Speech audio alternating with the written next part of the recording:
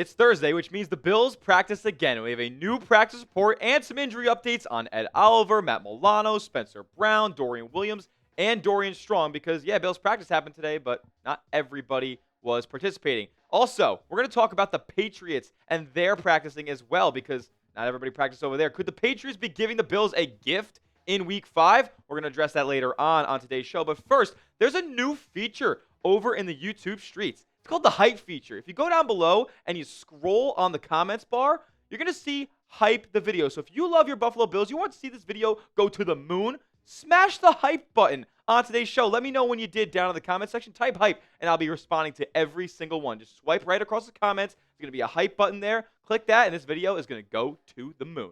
Also, we are going to be live on our channel for Week 5 Sunday Night Football, 7:30 Eastern Time. Bills, Patriots, live watch party, scoreboard, plays, highlights, everything. We're going to be drinking too. It's going to be a great time on Sunday Night Football. Join us, turn your noties on as well. Subscribe to the channel, and we'll have a good watch party on Sunday night.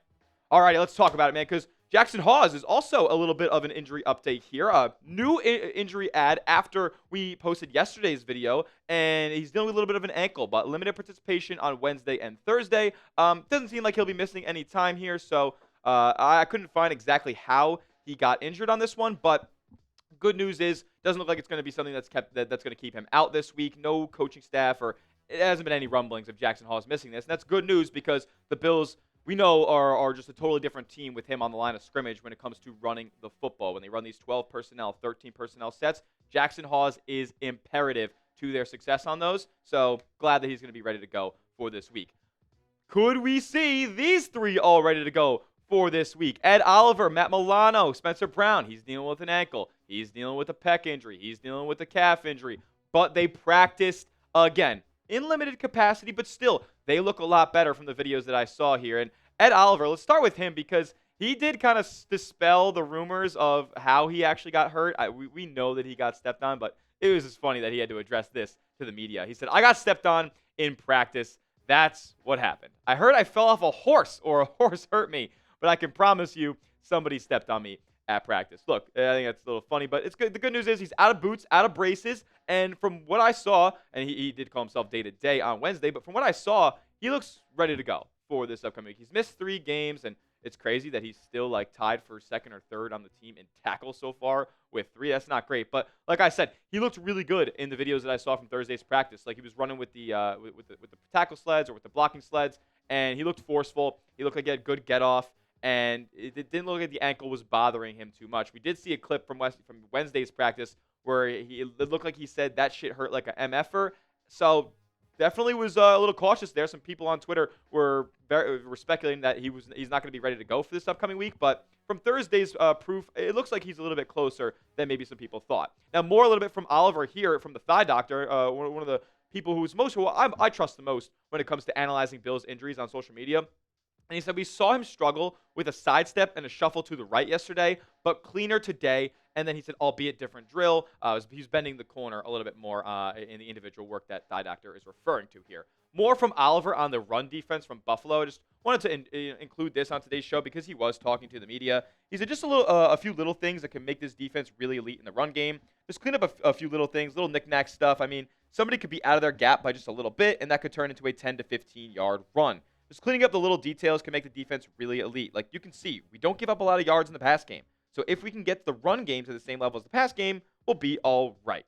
So, okay, that fares. We're going to be in a good spot here. So good on Ed Oliver. It makes sense, that he knows that the run defense is not up to par right now. And it makes sense because he's not been in the lineup basically at all. So this is an insane stat to me. Not going to lie to you guys. The Bills are the only team in the National Football League to allow more rushing yards than passing yards so far this season. The next closest is a plus 85 by passing yards. The Bills have allowed more rushing yards by 154.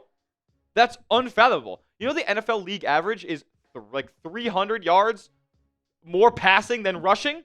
That's unbelievable. It's got to change, and it's hopefully going to change when Ed Oliver gets back in the lineup. We get Larry Ogunjobi, Michael Hoyt back in the mix, and of course, Matt Milano as well, who we know could be a run stuffer. He was wearing a brace at practice on Thursday, and people were talking about it. It's like, oh, we haven't seen this before. But no, we have seen it before, actually. He, in 2020, was wearing this brace, and according to a couple of people who were talking about the injury here, it's a brace that kind of limits your range of motion, and it kind of helps the muscle that you're working with kind of heal up a little better, so you're not putting a bunch of stress on it. So good on Milano there, but going to be monitoring his status for Friday's practice. If it's a full participation, then he's going to be ready. From the videos that I saw, he looks good to go. Spencer Brown's case, I mean, I'm just not as worried about Brown as the other two. Just with the Spencer Brown injury, it kind of seemed like he was, if it was a playoff game, he was going to be able to go for Week 4 against the Saints. So I don't think he's going to miss much more time than that, and it's a good reason because the Bills are a much better football team with Spencer Brown out there on the offensive line. I think he's just as vital to the offense as Ed Oliver is to the defense. So I would love to have number 79 back out there. Look at this little graph because we know how electric the Bills' run offense has been so far this year. Look at the EPA per rush grouped by the run gap. I mean, the sabermetrics that we get these days are so cool to me. The Bills are a plus 3.52 when running off of the right tackle to that right side there. They're also a plus when they run in between Osiris Torrance and Spencer Brown on that right side. Interesting that in between Dawkins and David Edwards on the left side, that's the only spot they're actually negative in. But then running off Deion Dawkins on the left side, they are unbelievable. And this makes sense, right? Because they'll have a Spencer Hawes I can't believe I just did it. A Jackson Hawes out there, a Tyrell Shavers out there, close to the line of scrimmage. That's why some of those outside zone run numbers look a lot more inflated than ones that you can see in between the tackles. Now, who are you most excited to see return to the Bills lineup this week? If it's Ed Oliver, type 91 down below. If it's Matt Milano, give me a 58. And if it's Spencer Brown, the anchor on the right side of the offensive line, give me a 79 down in the comment section. Who are you most excited to see back in a Bills jersey?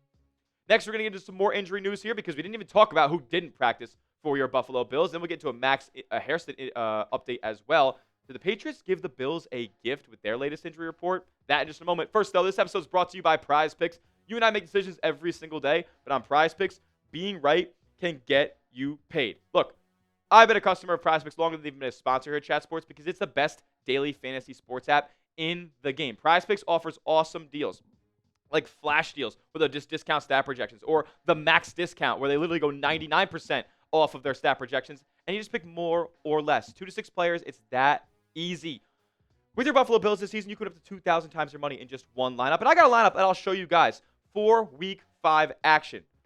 It goes as follows. I got Dalton Kincaid more than 33.5 receiving yards. I got Drake May more than 25.5 rush yards, and Josh Allen more than 30.5 rush yards as well. It's the primetime football, so the QBs are going to use their legs. You can tail my picks or you can fade them. Just do it at Prize Picks. And Prize Picks always wants to make it easier for you guys to win real money in real time when they offer awesome deals like a free $50 in lineups when you use that promo code CLNS, you can see in the bottom right of your screen, and play your first $5 lineup. So download the app today. Use the code CLNS for $50 in lineups after you play your first $5 lineup. That's code CLNS for $50 in lineups after you play your first $5 lineup. Prize Picks. It's good to be right. Alrighty, Dorian Williams missed practice again with this little leg injury, groin, hip. Sean McDermott is so ridiculous when it comes to diagnosing injuries. He said leg, but it really seems like it's more of a pelvic area type of injury here for Williams, and he missed practice again. Now, we talked about it on yesterday's show about him missing practice and about how much better I thought that Shaq Thompson looked in the game against New Orleans. So I'm not too upset that we may be seeing some more Shaq Thompson this week, but hopefully Milano's good to go here because your linebacker depth gets really, really thin if Williams isn't able to go. I mean, especially if Milano's not out there. Like, you have Terrell Bernard, you have Shaq Thompson, you got Joe Andreessen back there, but then after that, there's literally no more bodies. Keontae Jenkins has been hurt too. Now, the Bills did sign a linebacker as a little bit of insurance, Otis Reese IV from Tennessee, and he's been a pretty solid special teams player throughout his career, and that's what you're going to need, especially if, say Joe Andreessen has to be elevated to that straight-up, sub-in linebacker on certain downs in this one, rather than just playing the bulk of the special teams work. So we could see Otis Reese potentially be a practice squad elevation for Week 5 if Dorian Williams or Matt Milano are not able to go. Now, other guys who did not practice on Thursday for the Bills here, Jordan Phillips, the defensive tackle, did not practice after his first elevation of the season in Week 4 against the Saints. And then Dorian Strong, the corner who actually got 15 reps of work against New Orleans this past week, did not practice either. Now, this is a new injury, and we are not 100% sure how this exactly went down. I was looking through Twitter. Banged Up Bills didn't really seem to know how the injury went down, and it sucks because I really have high hopes for Dorian Strong here. In the 15 snaps that he played, PFF loved the guy. 89.5 coverage grade. They'd allow two catches on 2 targets, but they were right around the line of scrimmage, and he wrapped up and made the tackles thereafter. He had 2 stops in the run game as well, 3 total tackles on the game. And look, man, this guy we know has the tangible skills of being a good tackler, being a good run defender. If he can put together elite coverage numbers like he's doing right here, then yeah, I think it's a good chance he could be the Bills' eventual CB2, the new Christian Benford to the Kaiir Elam of Max Hairston. Hopefully, Hairston, though, is solid when he cuts back from injury. Now let's get to the Patriots and them potentially giving the Bills a gift. Milton Williams will not be practicing on Thursday. He was limited on Wednesday, but it looks like an ankle injury is going to be keeping him out of action here for the second to last practice leading up to Sunday Night Football.